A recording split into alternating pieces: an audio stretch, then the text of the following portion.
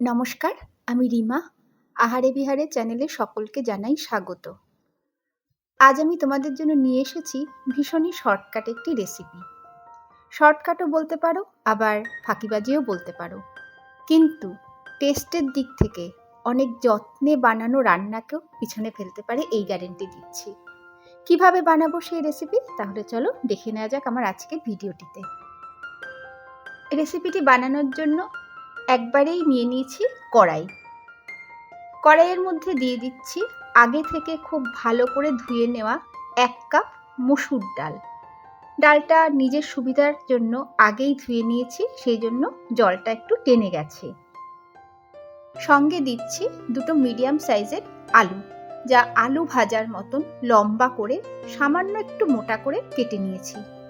দেখবে আলু চচ্চড়ি বানানোর সময় আমরা অনেকেই লম্বা করে আলু ভাজার মতন কেটে নিই, ঠিক সেরকমই কাটাটা হবে।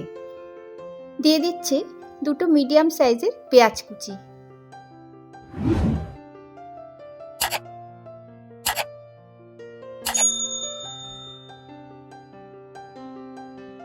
পাঁচ থেকে 6টা রসুন কুচি দিলাম। 2টো মিডিয়াম সাইজের টমেটো স্লাইস করে নিয়েছি, সেটাও দিয়ে দিচ্ছি। টমেটো একটু বেশি দিলে কিন্তু খেতে বেশি ভালো লাগে। এই যে লঙ্কাগুলো দেখছো, এগুলো আমার বাড়ির 2 রকম গাছের লঙ্কা, খুব ঝাল। 6 থেকে 7টার মতন চিড়ে দিয়ে দিলাম। এটা আমার স্বাদ অনুযায়ী কিন্তু দিলাম, তোমরা তোমাদের স্বাদে দিও। এবারে এর মধ্যে দিয়ে দিচ্ছি 1/2 টিস্পুন থেকে সামান্য কম হলুদ গুঁড়ো। স্বাদ অনুযায়ী দিচ্ছি লবণ। 2 চামচ দিচ্ছি কাঁচা সর্ষের তেল। এবার মাখার সুবিধার জন্য হাতে করে অল্প একটু জল নিয়ে এর মধ্যে ছিটিয়ে দিলাম। একসাথে এবার ভালো করে সবটা মেখে নিতে হবে। সামান্য একটু জল দেওয়ার একটাই কারণ, ডালটা যেহেতু আগে থেকে ধুয়ে রেখেছি, সেই জন্য জল টেনে গেছে। সদ্য যদি ডাল ধুয়ে নিয়ে করো তাহলে জলীয় ভাব থাকে তার মধ্যে, তখন আর আলাদা করে মাখার সময় জল ব্যবহারের দরকার হয় না। একটু জলীয় ভাব থাকলে কিন্তু মাখতে সুবিধা, অর্থাৎ আমি মাখার সুবিধার জন্যই একটু জলের ছিটা দিয়ে নিয়েছি। একে কিন্তু হাতে মাখা মসুর ডাল বললেও ভুল হবে না। আর হ্যাঁ, আমি এখানে দেখলে লঙ্কা চিড়ে দিয়েছি, তোমরা চাইলে কিন্তু লঙ্কা কুচিয়েও দিতে পারো।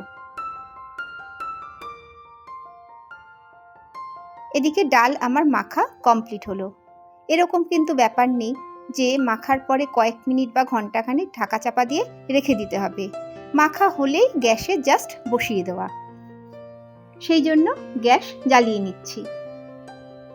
ডাল সমেত কড়াই গ্যাসে বসিয়ে দিলাম। এর মধ্যে সামান্য তেল জল দেওয়া আছে, দেখেছো, আগুনে বসানো হয়েছে, একটু জাস্ট নেড়ে নিচ্ছি।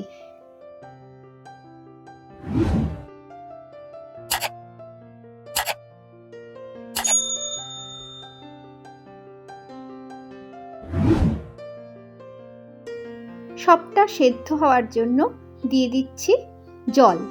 নর্মাল জলই দিলাম, কোনো রকম গরম জলের দরকার নেই, কারণ জলটা প্রথমেই ব্যবহার হচ্ছে। মাঝপথে যদি জল দেওয়ার কথা আসতো তখন অলওয়েজ গরম জলই ভালো, তাহলে দুটো টেম্পারেচারই সমান থাকে। জল দিয়ে আর নাড়ার দরকারই নেই। দিয়ে দিচ্ছি কিছু সময়ের জন্য ঢাকনা। আঁচ লো টু মিডিয়ামে রেখে সেদ্ধ হতে দিলাম। প্রায় 10 মিনিট বাদে আমি ঢাকনা খুলছি। টমেটোগুলোর জন্য কি সুন্দর দেখতে লাগছে, দেখো কি কালারিং ব্যাপারটা এসছে। একসাথে একটু নেড়ে নিচ্ছি, কিছুই না, মাঝপথে একটু চেক করছি ডাল আর আলু কতটা সেদ্ধ হলো। ডাল কিন্তু প্রায় সেদ্ধ। ডালের কোয়ালিটি যদি ভালো হয় সেদ্ধ হতে সময় লাগে না, তাই না? আলুটা আর একটু সেদ্ধ হবে, তাই একটু সময় আবার ঢেকে দিচ্ছি।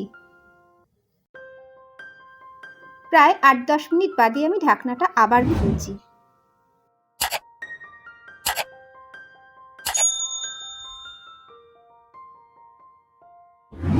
আবারও একটু নেড়ে নিচ্ছি।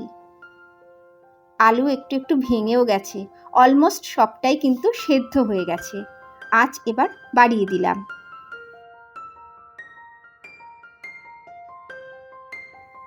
এর মধ্যে অ্যাড করছি 1 টিস্পুনের মতন কাঁচা সর্ষের তেল, এবং এই সর্ষের তেল কিন্তু ডাল ফুটন্ত অবস্থাতেই দিতে হবে। আর প্লিজ চেষ্টা করো এই কাঁচা সর্ষের তেল লাস্টের দিকে দেওয়াটা স্কিপ না করার, স্বাদ তোমরা নিজেরাই বুঝতে পারবে। আর এই কাঁচা সর্ষের তেল দিয়ে ম্যাক্সিমাম 25 থেকে 30 সেকেন্ডের মতন ফোটাবে, এর বেশি দরকার নেই। ব্যাস, রান্না কমপ্লিট। গ্যাস বন্ধ করলাম।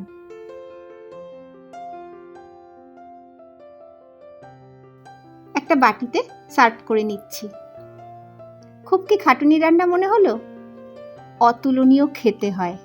যেহেতু একটু কাঁচা তেলের ব্যবহার হয়েছে, সেই জন্য ভাতের সাথেই কিন্তু এই রান্নাটা বেশি ভালো লাগবে। তারপরও বলবো খাওয়াটা যার যার ব্যক্তিগত। তাহলে বন্ধুরা, আমার আজকের রেসিপি তোমাদের কেমন লাগলো জানিও। যদি ভালো লাগে একবার করে দেখতে পারো। টমেটো একটু বেশি দেওয়ার জন্য টকটক ভাব লাগবে, আর গরমকালে টকের চাহিদা কিন্তু তুলনায় অনেক বেশিই থাকে। সুতরাং দারুণ খেতে লাগবে, এই গ্যারেন্টি কিন্তু আবারও দিচ্ছি। তাহলে আজকের মতো ভিডিও এখানেই শেষ করছি। সবাই খুব খুব ভালো থেকো। নমস্কার।